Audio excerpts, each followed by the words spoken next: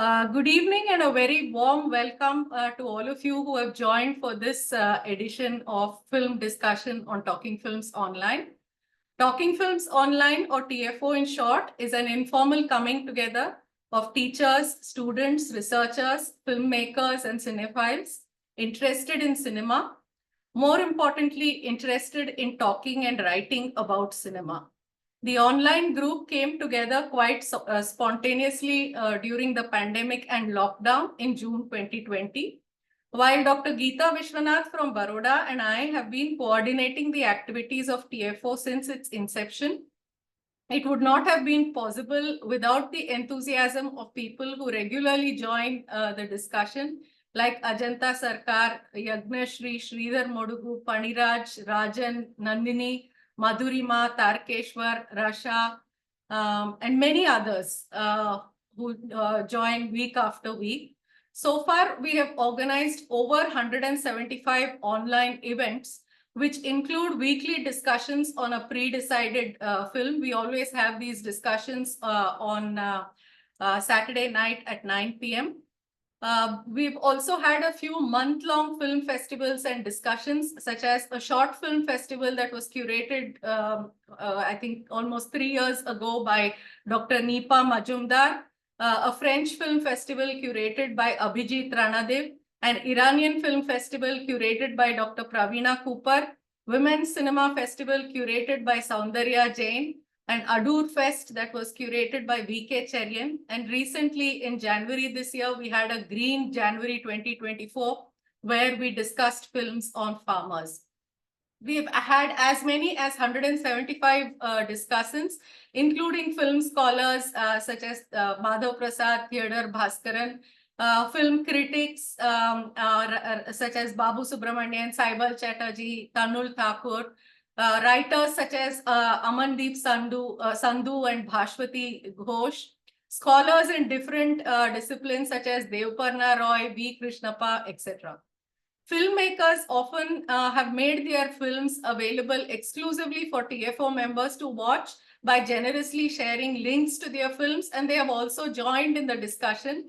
Directors like Jayant Cherian, Girish Kasarvalli, Adur Gopal Krishnan, Aparna Sen, Anjali Montero and KP Jayashankar, Karan Bali, Amul Palekar, Akshay Indikar, and documentary filmmaker Kesari Haruvu had also joined the discussion when we discussed their films. P. Sainath too recently joined the discussion when we discussed a documentary in which he features. The TFO WordPress blog is also alive and well. We have had people send us their film reviews and articles, and we have been posting it on the blog, including translated articles. In June last year, we had the third smartphone short film contest to mark the TFO anniversary. And hopefully this year too, we can repeat this feat.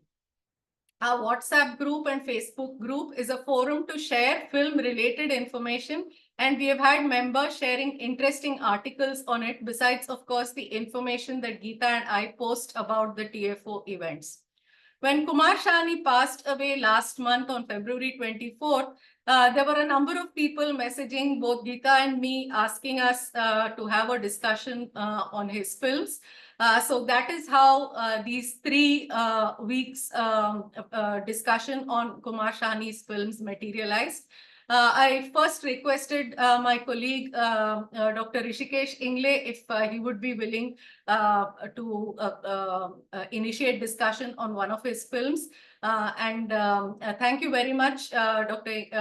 Hrishikesh Ingle, for agreeing to initiate discussion on his film KASBA. Hrishikesh Ingle is the author of Marathi Cinema, Cultural Space and Liminality, a History. He teaches, as I said, he's my colleague in the Department of Film Studies at the English and Foreign Languages University, Hyderabad. He has earlier published on Hindi cinema, on Marathi film industry and transnational film studies. He has been a guest editor of Widescreen and Studies in South Asian Film and Media, and is working on the ongoing new wave of Marathi cinema.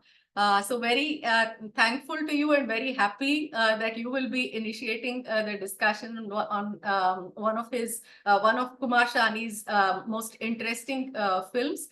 So it's now over to you, Hrishikesh. Yeah. Thank you, Nikhila. Thank you for the warm welcome. And uh, thank you for asking me to talk on one of Shahani's films. Incidentally, and unfortunately, he passed away recently. So, good evening, everyone. Uh, I hope that you have watched KASBA, and I'll be talking about KASBA as well as some related aspects in a slightly detailed manner.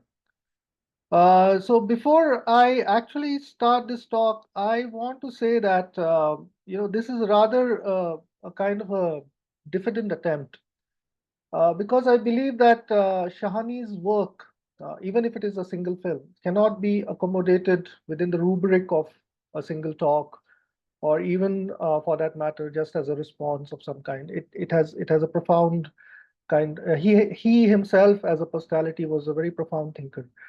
So I hope that this discussion on Shahani, myself and the other two discussants later on in the coming weeks, would be an opportunity to revisit his films as well as his ideas, and thus kind of open up a wider forum of knowing Shahani again. So having said that, just let me give you a brief idea about how I've structured this talk. So I would first begin with an introduction of sorts and try and recall some of the prominent moments in Shahani's career. Then I would present a slightly detailed reading of KASBA, focusing on its visual and aesthetic aspects.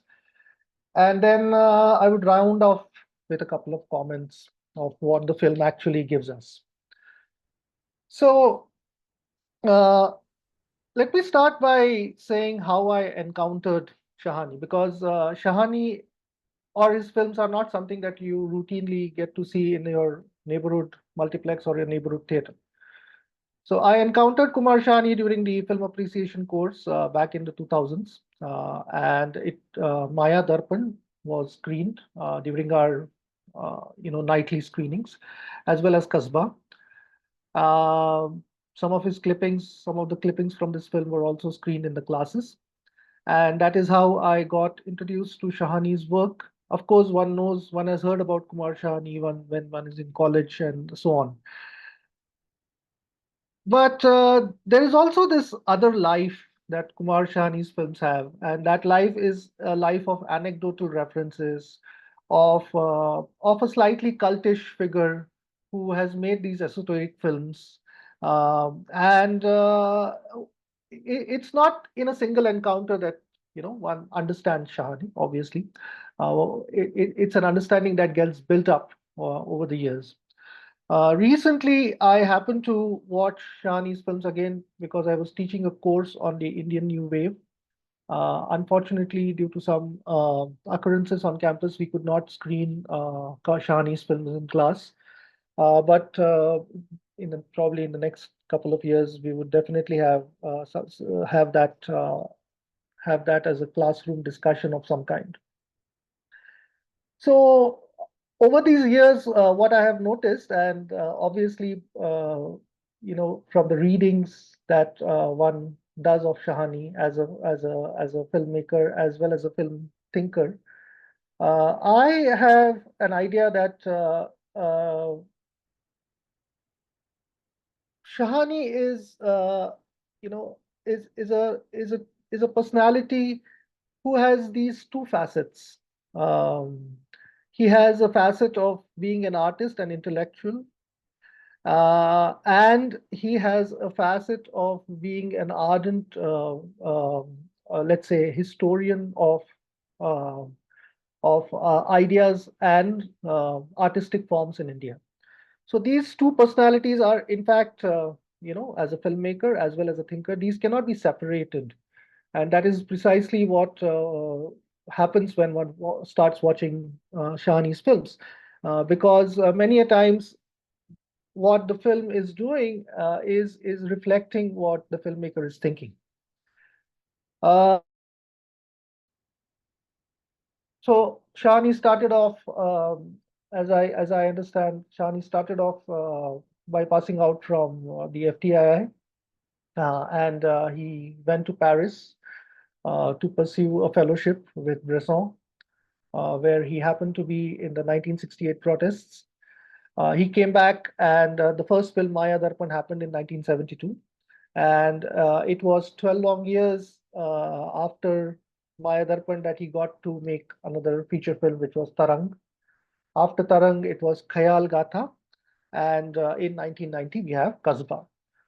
Uh, I understand. I also believe that along with Manikal, Kumar Shahani is probably the most snubbed of all filmmakers of the Indian New Wave, not getting avenues to screen his films, people not being very happy with the kind of art, including the great Satyajit Ray giving some kind of commentary against Shahani at some point.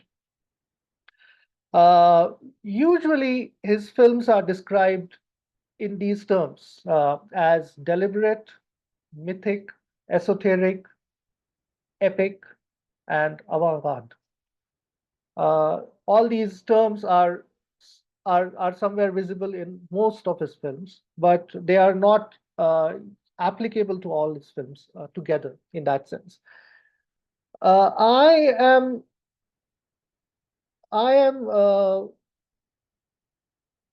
thinking of two terms which I want to explore in this talk. One is of deliberateness, and the other is of uh, the epic form itself, but also the idea of being non-representational, something which cannot be represented. So, with these ideas, I have in mind uh,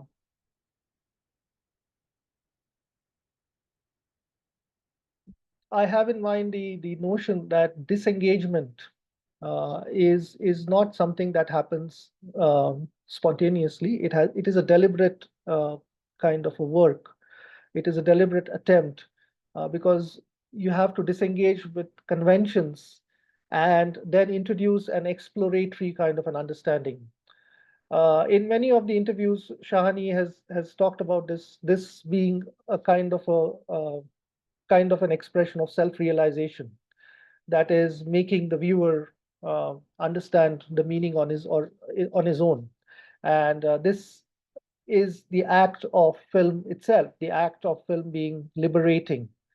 So instead of consuming specific meanings, what Shahani's films do is to make us think about what these meanings are supposed to stand for. Uh, on the aesthetic front, I find that Shahani deals or engages with Indian artistic forms, including painting, dance, music. One of his films is called Khayal Gatha, which is based on Khayal, music. Bhavantarana is a documentary on the Odisha art form of dance, Odishi dance, and he had a very deep and a lifelong engagement with these artistic forms. Uh, these forms, in that sense, inform the films. So the films become a co-extension of what constitutes artistic experience in India: the oral, the composite, the mythic, the pictorial, as well as the affective dimensions of these arts. So, given this backdrop, I'm reminded of the praxis of third cinema, and Shahani can be termed as one of those intellectuals who had a very close tie, who had very close ties with Paul Willeman, with other filmmakers of the global South, and indeed, in his own writings, he has contributed to extending this praxis. Uh, so, as we know, third cinema looked for alternative ideas of filmmaking and circulation. And these alternative ideas were not to be found outside, they were to be found in the vast repository of mass unconscious. So third cinema is something of a political act of filmmaking, but it is also a political act of praxis, which asks us to be vigilant about radical moments, their possibilities to treat issues not on just on a local scale, but on an epic scale. This also reminds me of how Ashish Rajadhyaksha describes Shahani's epic cinema.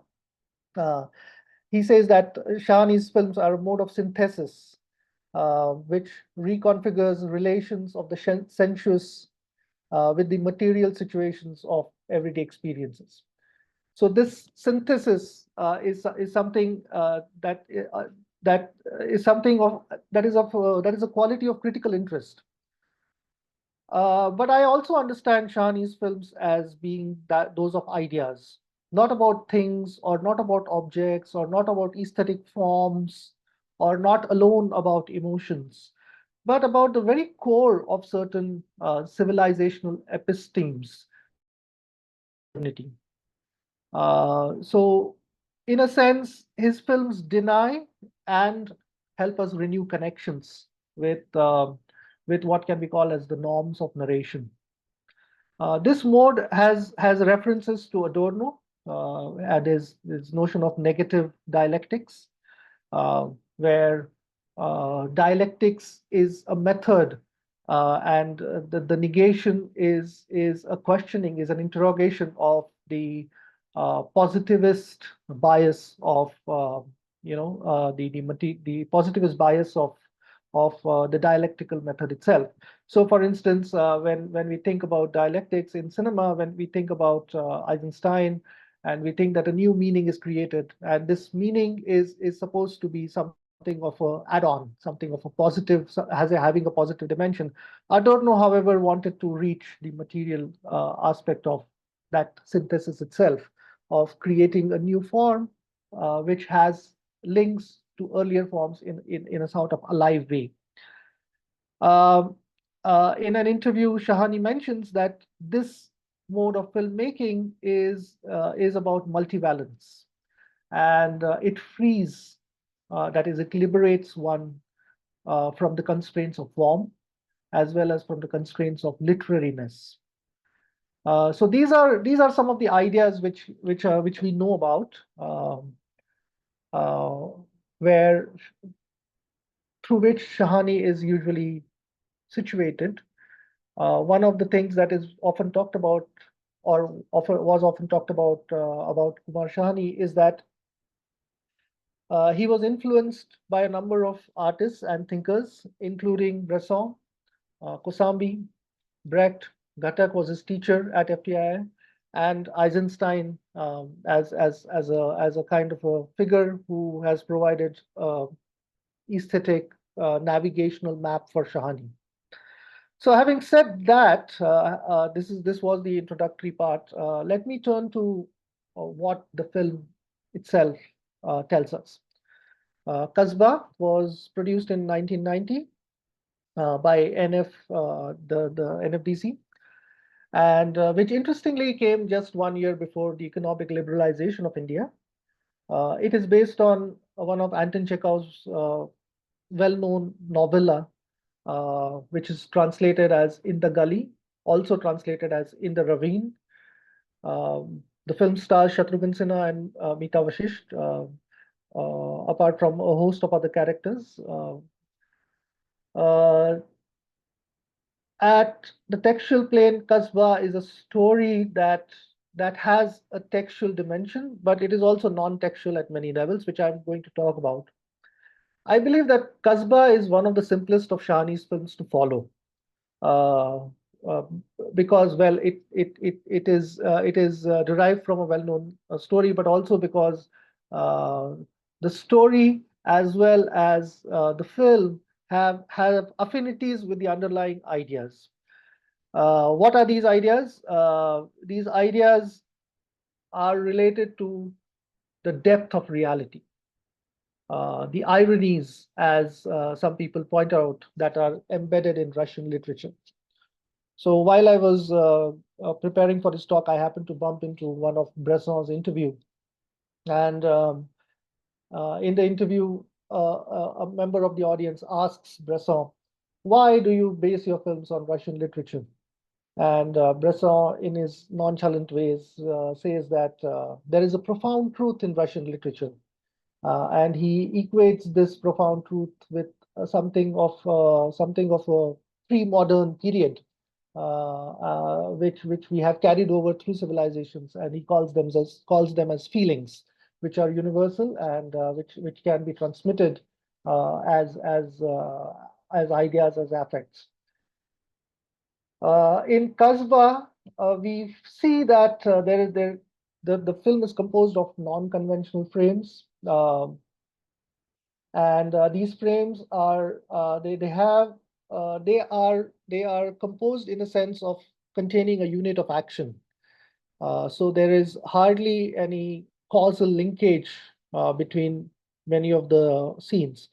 They can stand alone for their own, for their own visual compositional dimensions. Most importantly, Shahani uses a number of techniques of sound, where off-screen sound and voices connect with and in between the scenes. Clearly, as an aesthetic, all of Shahani's films, in fact, but KASBA in particular, is about space, which which which is not just the narrational space or the narrative space, but it is also real place, the setting of Himachal Pradesh, and this place, this setting, this space lends the aesthetic to the film. So that's why the whole film is composed in the form or through the form of Kangra or the Pahari painting style, if you want to call it style. So the film extends the compositional aspects of Pahari painting, and Shahani seems to pay a very peculiar attention to how the place exists in its in its everyday occurrence, in its layers of activities. There are so many activities which are layered together.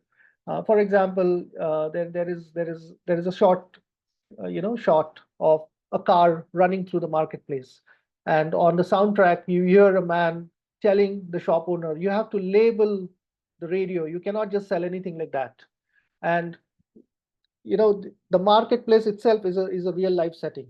So there are these layers of meaning which are built within the frame, and the way that the car passes from the foreground into the background lends depth to the whole composition. um, I think that Shahani perceived a parallel of in the Pahari paintings to Bresson's own style of filmmaking, where depth is a matter of graphical arrangement. As we know, the Pahari form is a two-dimension is a flat is made up of flat two-dimensional frames. It is striking due to the use of a frame within a frame composition. The action in the paintings is not direct. It is within a frame, such as an ornate window or even the door frame. Even if the scene is about the forests or about the landscape, we see that there is an ornate perspective, that there is an ornate frame which lends perspective. Um, I think Shahani kind of wanted to link the notion of Kasbah to the hilly terrain of Himachal Pradesh, and in this sense, the Kangra art became a handy tool, because in many aspects, Shani is not worried about the internal development of Kangra art, because or the Pahari paintings.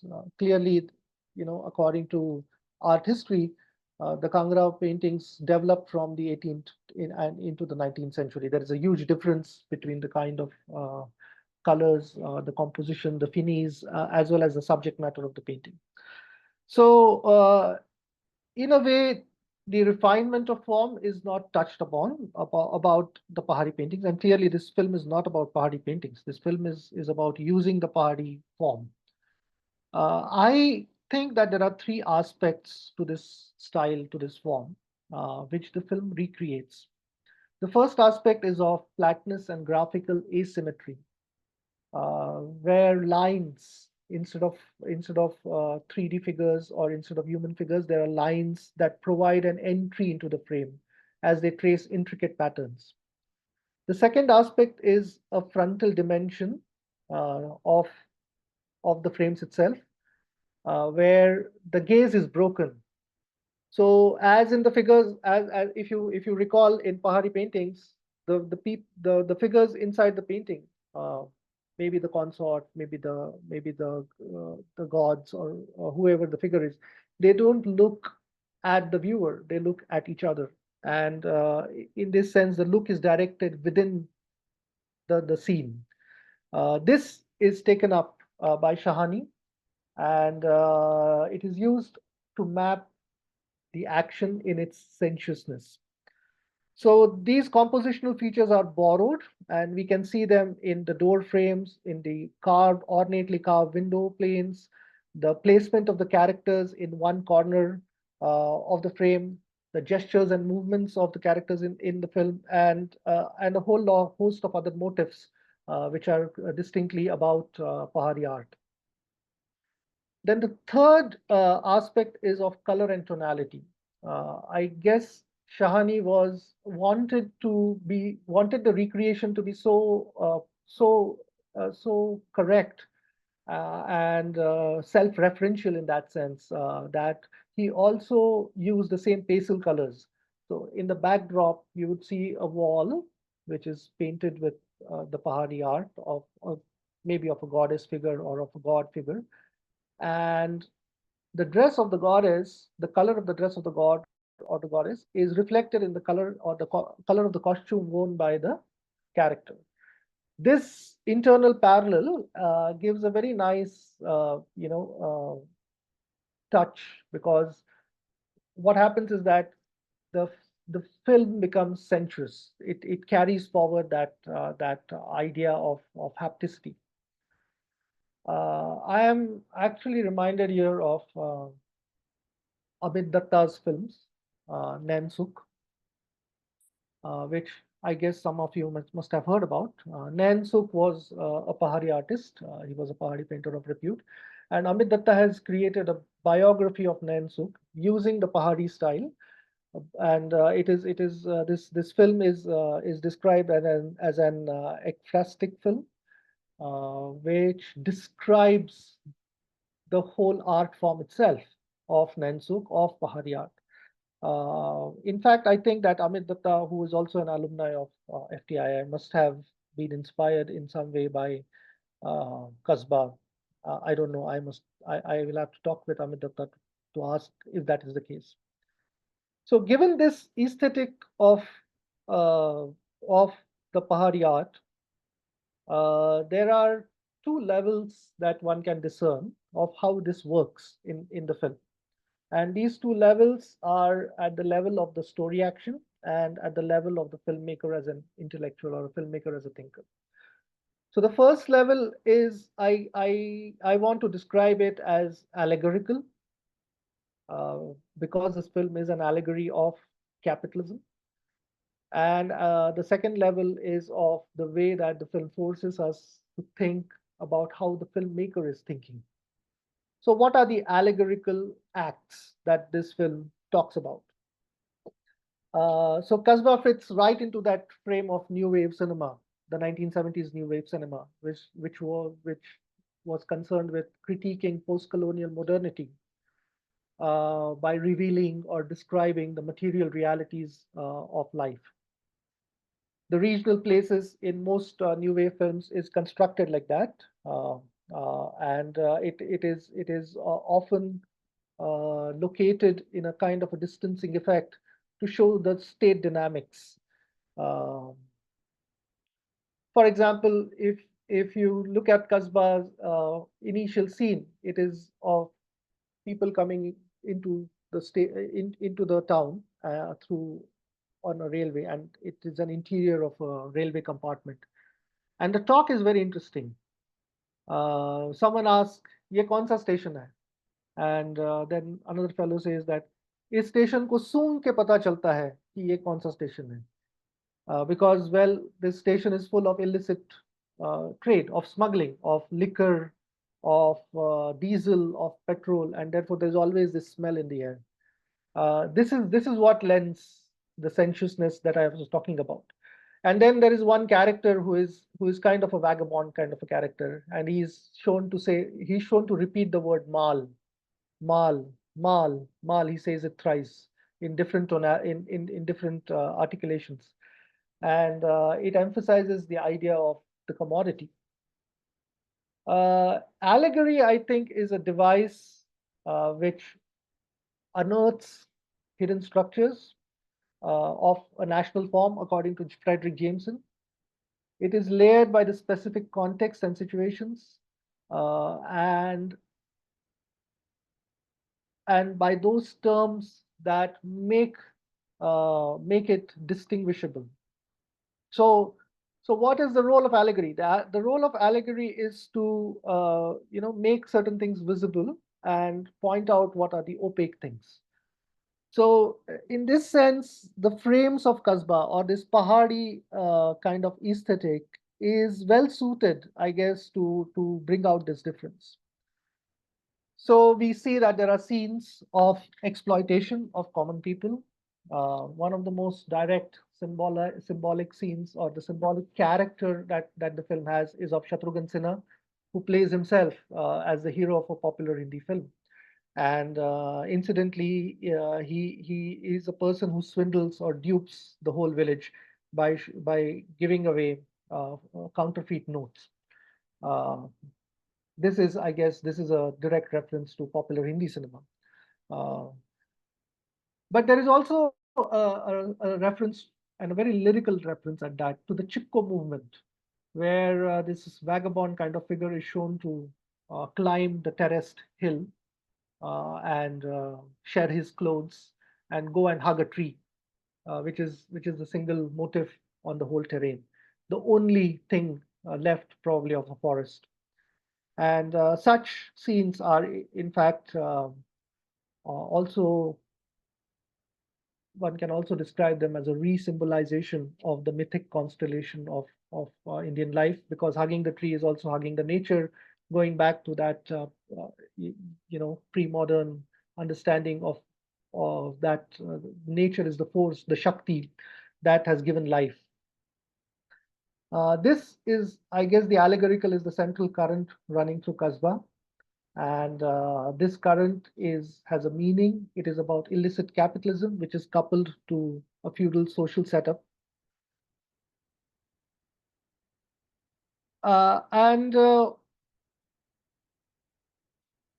in describing this capitalism, in describing this feudal social setup, Shahani breaks down conventions. He first and foremost does not allow us the distancing effect, which would have an ordered linear narrative.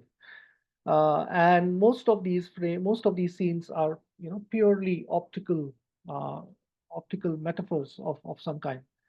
There is an austerity to the whole action, devoid of any performative decoration, devoid of any exoticization. Most of Shani's films, and Kasbah including, are termed as monotonous, to the point of feeling the pulse of time. You can feel the time moving in each of its seconds. And in a sense, it also tends to delay the revelation of the ironic twist in the tale. It comes almost towards the end of the film.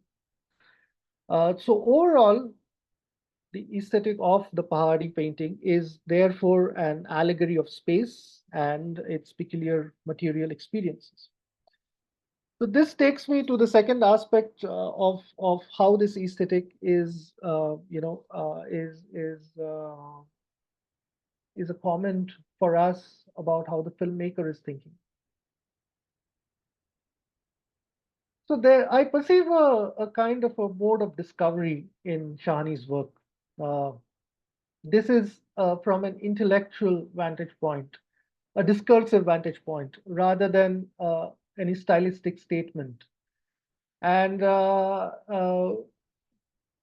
this becomes clear because in Pahadi paintings, the story of the painting is within those frames, and it has a dynamism which is layered, which is not given in one iconic kind of framing. So these kinds of layers is a way of Shahani to indicate that modern life is not about singular experiences. In fact, modern experiences are distributed across many different planes.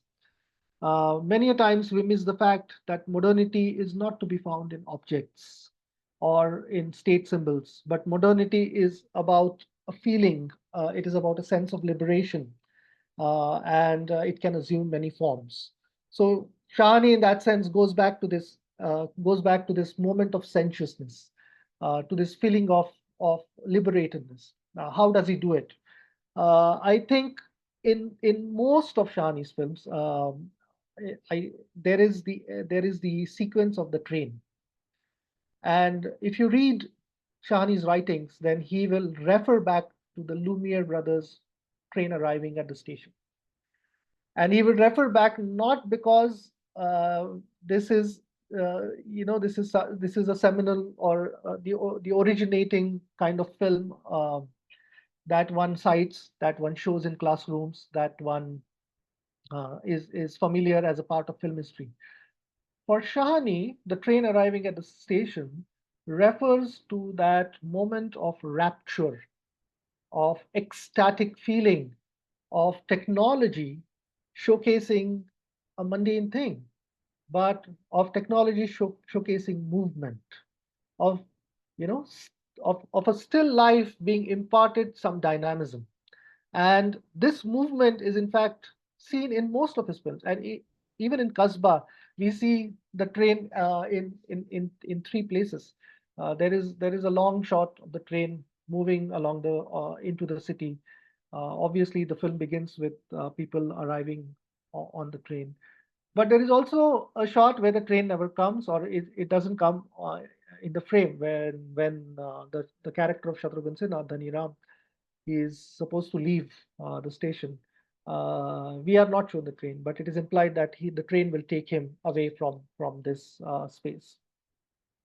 So these are the let's say cinematic references, allusions, annotations even that Shahani builds, and I think it is not in search of some kind of meaning, but it is his way of going back to the epistemic moment of cinema, to that moment where the features of cinema were not connected with narration, with some institution, but it was a purely technological, optical intervention or an extension of modernity itself.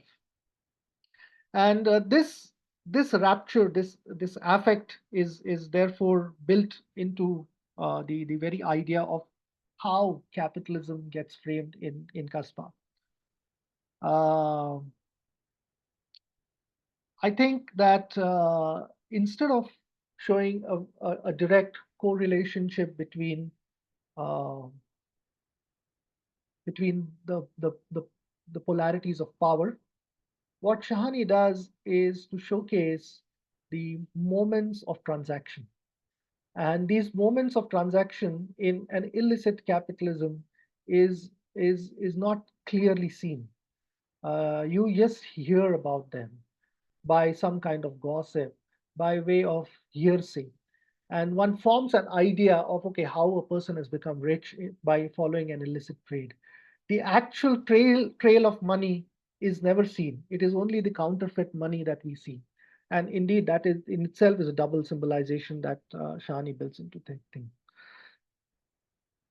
So, so these acts are both sensuous as well as material, and they refer, in fact, to the Pahadi art itself, where Pahadi art is known for capturing the libidinal, the erotic, and the subjective aspect of romance.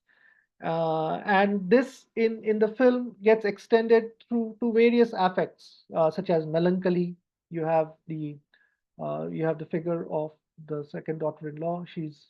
Her child dies and she leaves the station. You have mourning. You have swindling or duping itself, the act of it as well as the affect of it. You have aspiration as the central concern in the character of Tejo, and you have rage, anger. So all of this combined together are, if one follows these sensuous things, then the frames become even more meaningful. And that, I guess, is the point of Shahani's aesthetic in this film. So this is not a construction of causal relationships. This is a construction of exploration. This is a construction of commentary and critique.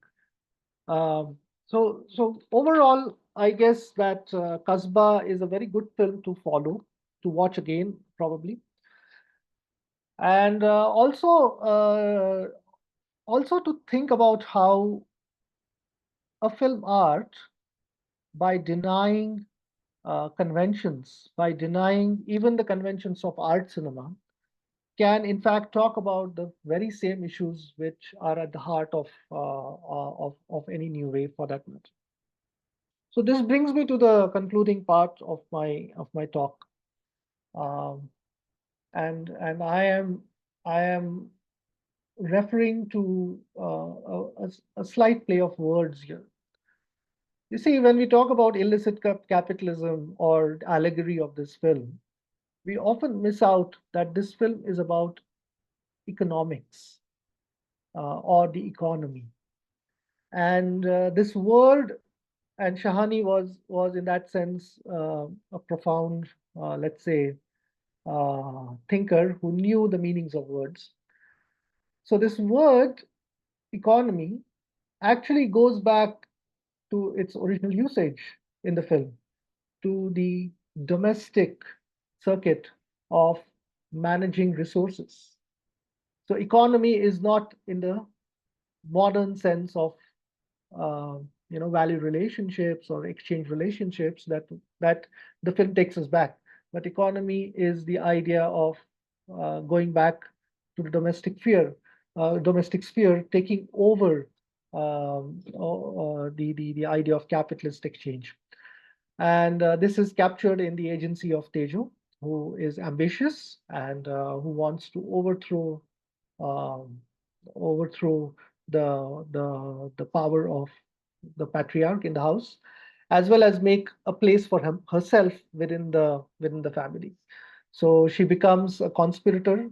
She also becomes a kind of a murderer, and most importantly, she has an affair outside of the family to help her achieve her help her achieve her objective of having wealth, of being able to manage real wealth in real terms. Now, this would not have been possible if Shahani would not have linked that original idea of economy with this notion of feminine or female agency that most Indian mythological tales, which are about provincial spaces, they have in their in their consciousness, so to say. Right. So these are my readings. And thank you, Nikhila, and the team of Talking Films Online, TFO, for giving me this opportunity to talk about KASBA. Thank you very much, Hrishikesh. We all know that Kumar Shahani is an esoteric film art, but discussions need not be esoteric, and so I think that's what you have done today, laid out with such clarity some of the both intellectual underpinnings of the film, as well as what gives it its sensuous value and immediacy. The film is now open for discussion. Anyone who wants to come in, please unmute yourselves so I know that you want to speak. Yeah, please go ahead, Geeta. Yeah. Thank you so much, Rishikesh. I absolutely loved the way you, went about opening out literally peeling the several layers of the film. And I was just looking at my notes as you were talking. So I think there's not really much I could add. You have kind of spoken with such eloquence about almost all aspects of this particular film, as well as Kumar Shahani as a filmmaker himself. Just one thing to add as an example, you spoke about the cinematic allusions in the film, the train and all that. But when I saw, that scene in which there is a there is the image of the donkey in the foreground and then the house behind and the two characters talking behind that window, I couldn't help but recollect O Hazard Baltasar, a film by Kumar Shahani's own idol, Bresson. And of course, it's not an imposition in the narrative because donkeys are very much a part of the landscape in Himachal, the terrain of Himachal. They are a major mode of transport in the more remote areas. But still, especially that scene that I just referred to, where, you have this donkey standing almost philosophically, as if in contemplation. It brought O Hazard Balthazar to my mind. And you ended with the gender, this aspect of how he represents the women in the film, and which I too thought was really interesting. There are no heroes, no villains in this film. Everybody has shades of gray. So in that sense, the characterization in the film is extremely interesting and layered. So these are some of the things that I could just say, because like I said right at the beginning, you've actually, kind of almost said it all. But if something comes to my mind later, maybe I will. But for now, this is what I have to say. Okay, thank you, Geeta, for the points that you brought up. Rishikesh, any point in time you want to respond to, anything people say, you're most welcome to come in again. Anyone now wants to come in and say something about the film, your response? While people collect their thoughts, let me kind of try to, make some sense of, what I found very interesting in the film. And I also must say that I read Chekhov's short story, and along with this, just to kind of get a sense of Shani's film. One of the things that I found very interesting as a technique is, it is easy. When you talk about adaptation, when you talk about film, which has to concretize something which is often left vague in a literary text. I found that Shani finds ways of leaving it as abstract as the literary text, not concretizing. For instance, the younger daughter-in-law having a child And there's just a hint of it that it may not be her husband's child. So in Chekhov's short story, there's just a line which says that the child was crying like the other fellow. And I think Elizavich or something is his name, Elizarov.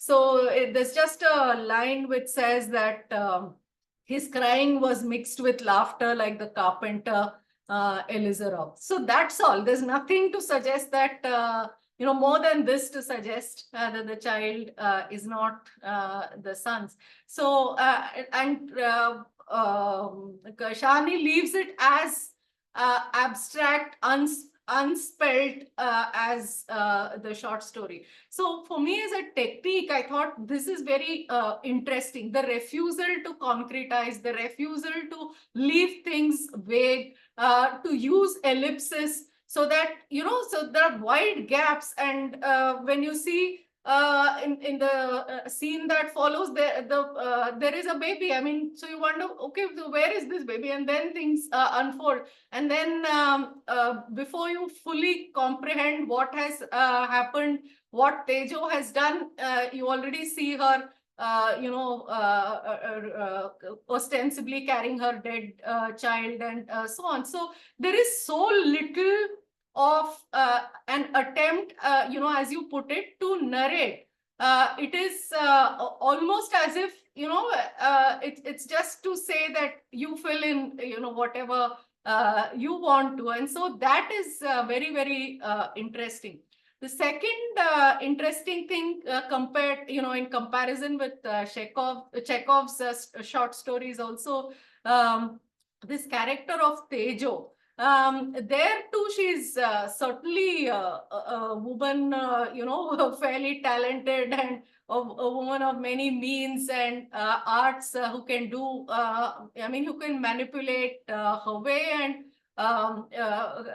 be one up on, the patriarchal family who's thinking of handing over the legacy to the just born child, not to the daughter-in-law. And her way of manipulating and her way of claiming her right in some ways is very interesting, and which is not there. And not that that angle is not there, but this way in which she seems to be, it is suggested that she's having an affair with one of the sons of the persons in the village.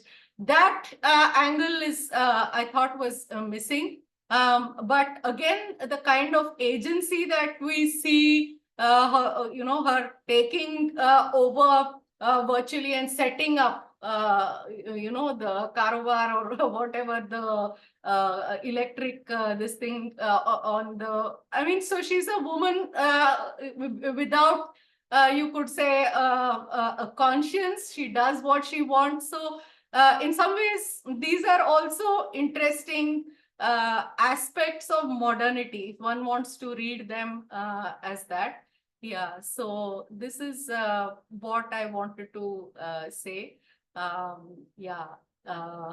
So if anyone else wants to come in, respond, or Hrishikesh, you want to say anything, most welcome. Yeah, in fact, what Geeta pointed out is very correct, because you see the donkey, and it's not just in one frame. You also see a train of donkeys going into the frame in one of the scenes. So the kind of innocence that the donkey figure is supposed to carry forward to is in a sense transmitted to the idea of labor itself, of being in service to the space. And the space is the one which is they don't own this space. So these people, even though they till the land and they are part of it, they don't own it. In fact, in one of the scenes, you see the tailor, running away, and he's saying that he's duped now. He's completely ruined. because the stager will not pay him for just before the marriage. The stager will not pay him for the clothes that she has made. Now, these kinds of references are the only clues that you get to kind of piece together, as you said, a kind of a narrative causality, or even a tale. In a way, I guess KASBA is it doesn't give us any way out of the system.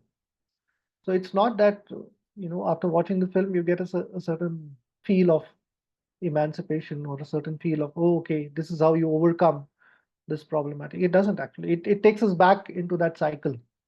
It's just that the idea of modernity, and that is the reality that has happened with the Indian state, is now transmitted into different hands. The idea of the way that capitalist modernity has worked out at an ideational level, I guess. Yeah. Okay, yeah. Anyone else who would like to come in now? Please unmute yourself so that I know you want to speak.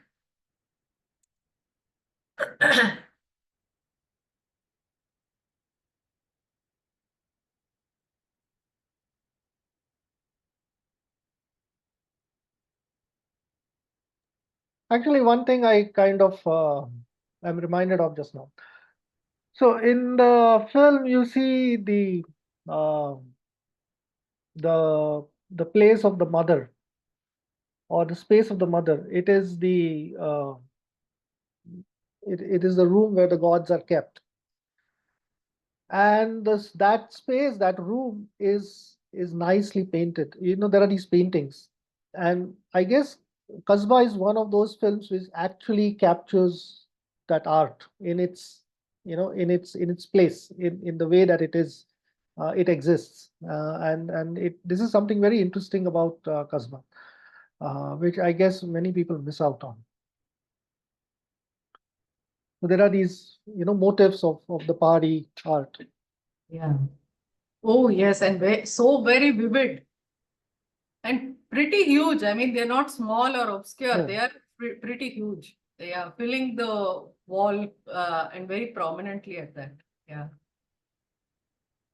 Anyone who wants to come in?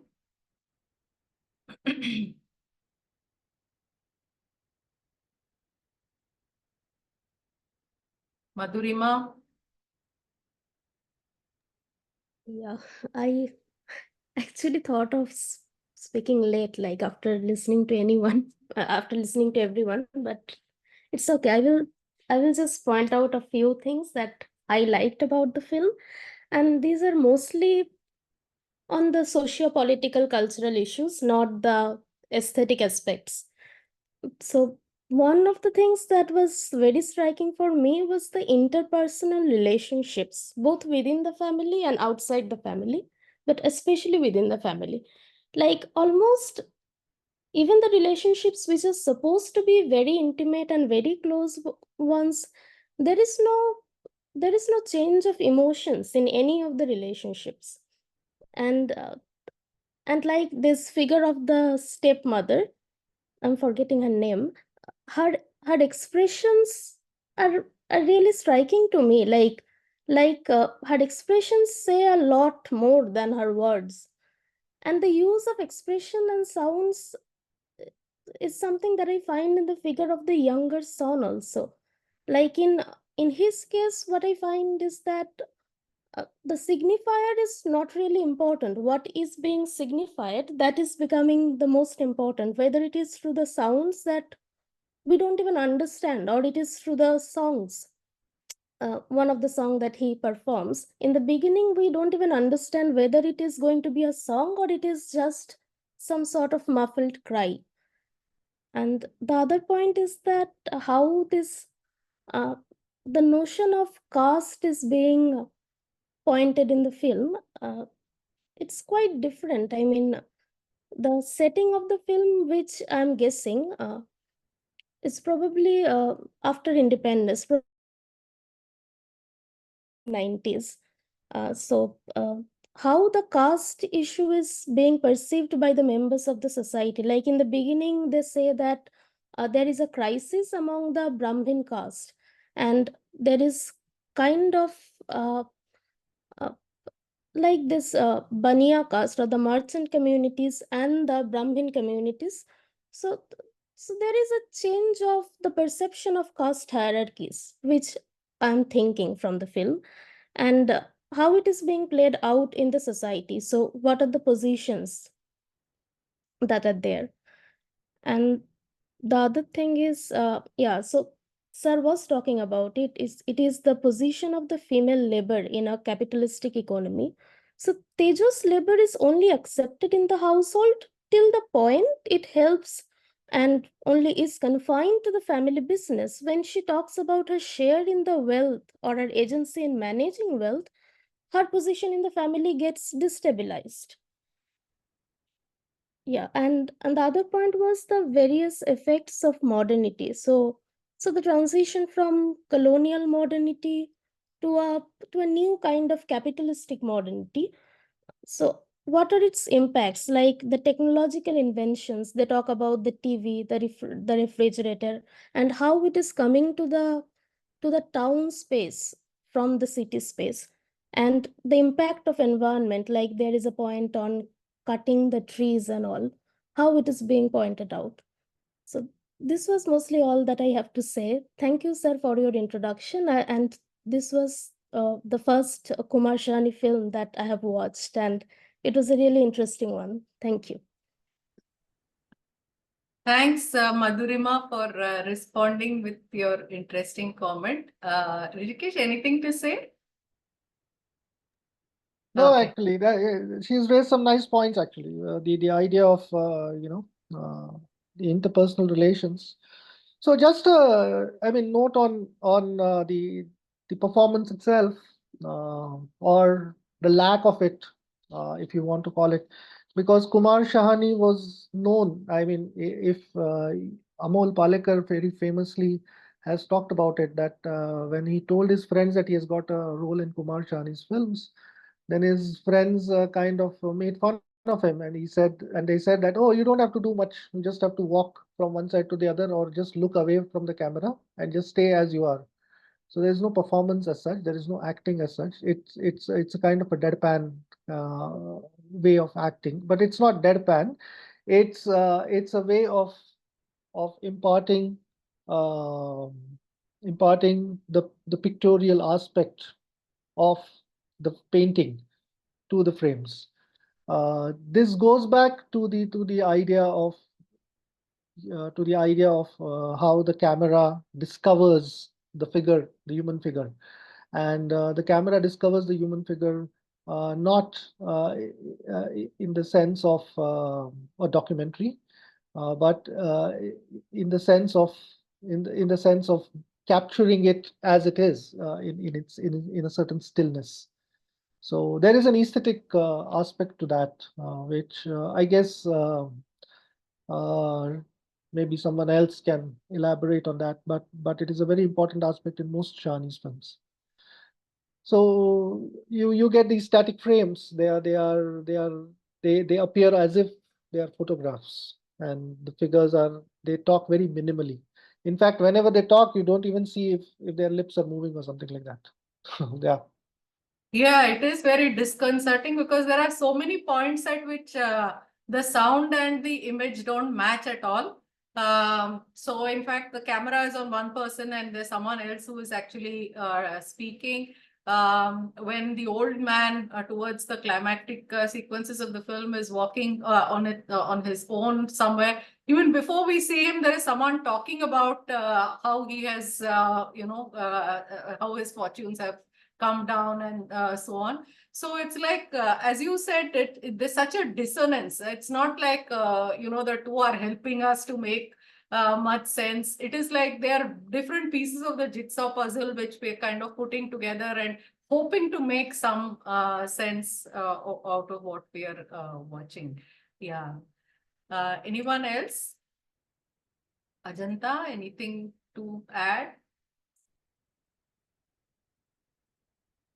Tarakeshwar?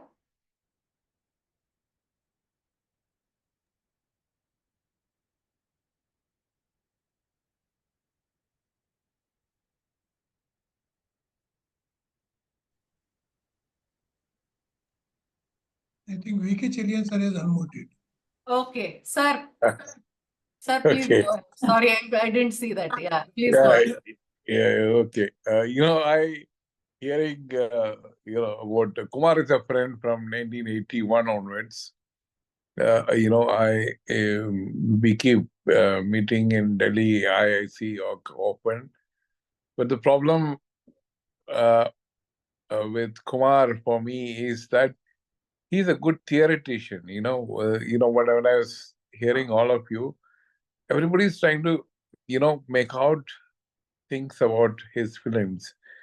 I think that is the problem with his films and because he's too much of a theoretician and he's trying to theorize things in his films in such a way that I think the life, 2 hours in a film, we need to see and we just not want to see as something, but you need to experience something. We need to take home something, which many of the films of Kumar, sorry to say, he's a good friend. I respect him a lot, but I think too much of theory has got into his film, in his head, everything. And I think, as a filmmaker, I don't know where to place him, because he's a very good, he knows the craft, everything. But as an art, as a work of art, it must be dynamic. It must have its own life and experience. The viewer must experience, take home some experience. That's where, I find Kumar wanting. And of course, we had some chats about it. But, he being a senior filmmaker and a theoretician, I respect him for what his ideas and everything. And that's where also I wrote in my obituary about him. He's one of the best students of Hrithik. And Hrithik saw him as the best filmmaker of India. But unfortunately, I think he has lost in his own theories. And my take on both of them is that they did more disservice to the parallel filmmaking than many of the opponents, because as Satyajit Ray pointed out at one point, also John Abraham pointed out in one of his writings in Malayalam, saying that he worked with Manikal on Uski Roti. And he says that Uski Roti was such a sentimental story. You drain out the entire sentimentalism from the story, and then you make a film, it's something else. Because Indians are sentimental people. Indians need a story or a narrative or an experience when they go to an art, this thing. The art, whichever is the medium, whether it is film or theater or painting, they need an experience. Theories are all fine. So I think that's where many of my friend, a senior friend, all respect to him, he couldn't get into that. That could be my limitation, that I look for experience. I can appreciate a Sanusi without much of the stories, or a Bergman. But when it comes to Kumar, I think I'm a little doubtful about. We need to do too much of exercise to understand him, to analyze him, which is very taxing on even people like us. So what about people in the normal viewers? So that's an issue which I face with Kumar. But he's of course a great theoretician, and I love to see his films and learn how things can work out in a film. That's it. That's it. And of course, I don't want to stretch it too much. Fine. Thank you. Thank you very much, sir. We expect that when you join, you will speak without mincing words, and also, give us a different kind of a perspective on whichever film that we are discussing. Do you want to respond, Rishikesh, or does anyone else wants to join in this discussion, which VK Cherian sir has provocatively put forward at this point?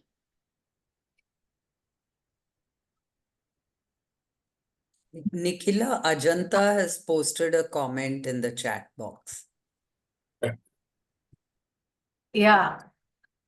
She says that she loved the fact that it's not a narrative film, and yeah, so for Laka, two stories are by themselves so illusory and also dangerous. So yes, yes, sir, you want to say something else? Please go ahead, Cherian sir.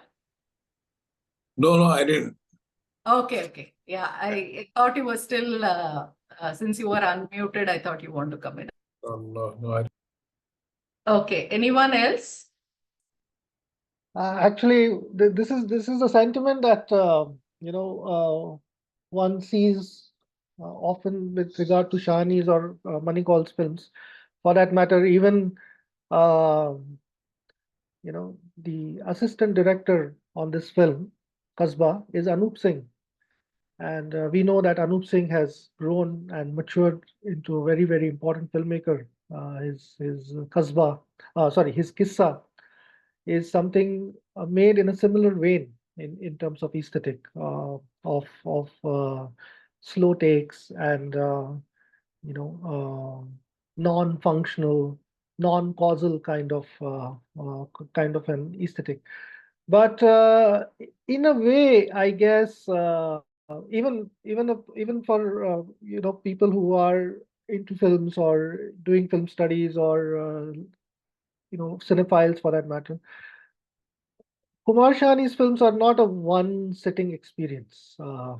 I agree with what Professor Charin says, that you need time. You have to watch the films again. And in today's day and age, when we are so attuned to having Instagram or YouTube or other kinds of social media feeds and that short temporal attention spans, watching Shahani is very contemplative. Is a forceful kind of a contemplative experience. And in a way, Shahani was deliberate about it, and he minced no words. That this is what I want to make.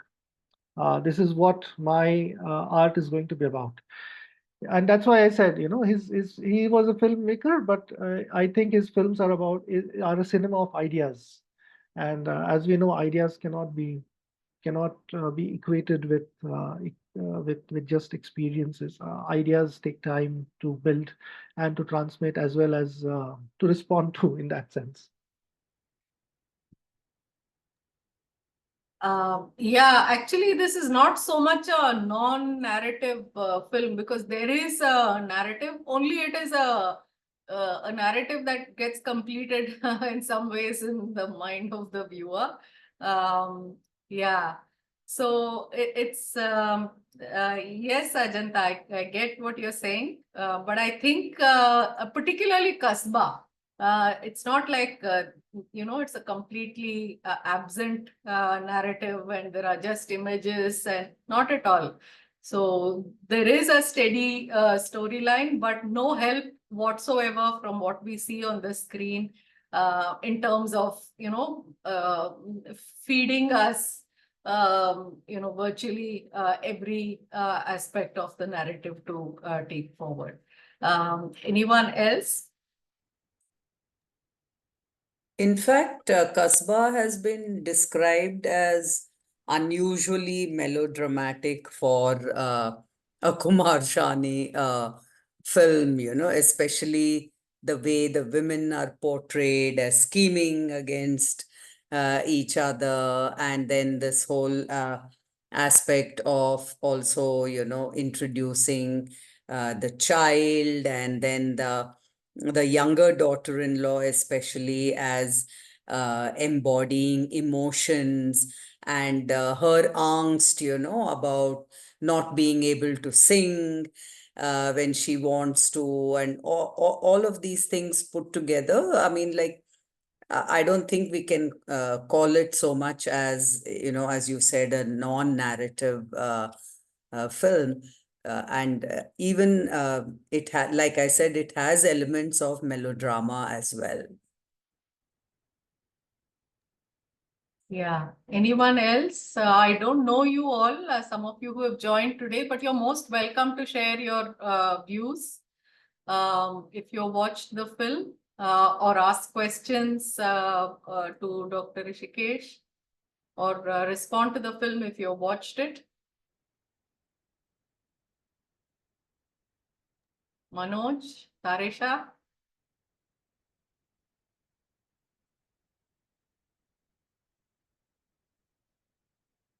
Yes, yeah, Tarkeshwar, please go ahead. Yeah, thank you. If there is no one else, I thought I will come in. But most of the issues that I wanted to touch upon have been discussed. One is about this. Certainly there is a narrative in it, but there is no narrative closure, definite narrative closure. And then there are ellipses. But these are very common thing that you don't have to narrate everything, and then you allow the readers to imagine what happens in between with the lapse of time.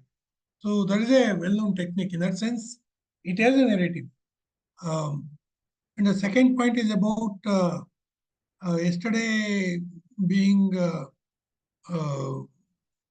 Women's Day, and watching this film on that day, I also noticed, as everyone else pointed out, that there were strong female characters.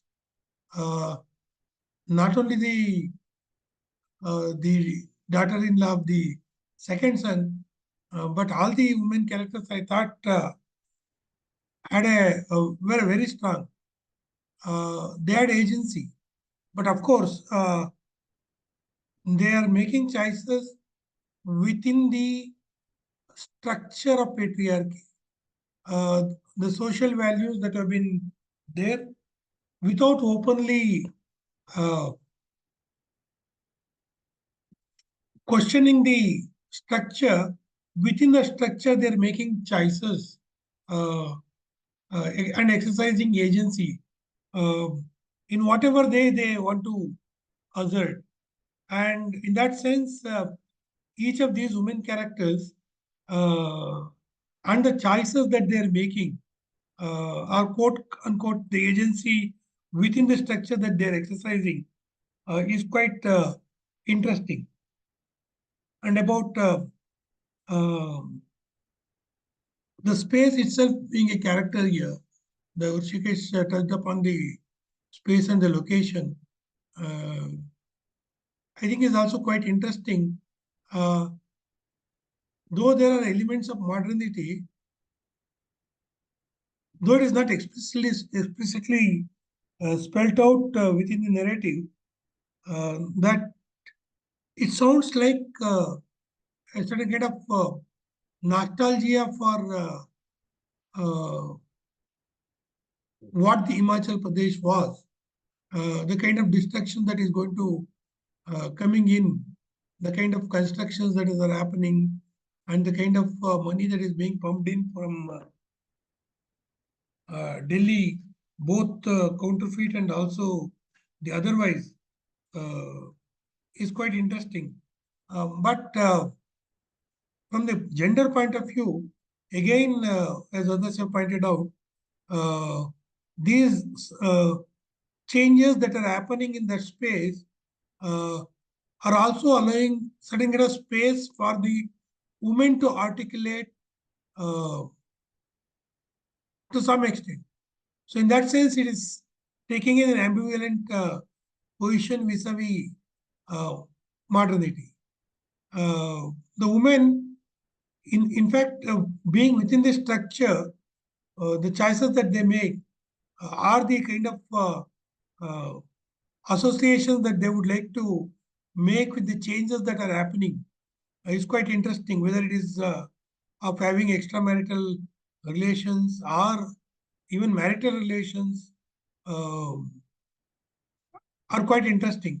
And in fact, what Hrishikesh said about this being about the economy, both monetary economy as well as the sexual economy in that kind of space, and the way it gets uh, structured and the way it gets adjusted when the structure is too imposing is quite interesting to understand. Apart from that, I don't have much to say about it. Thank you.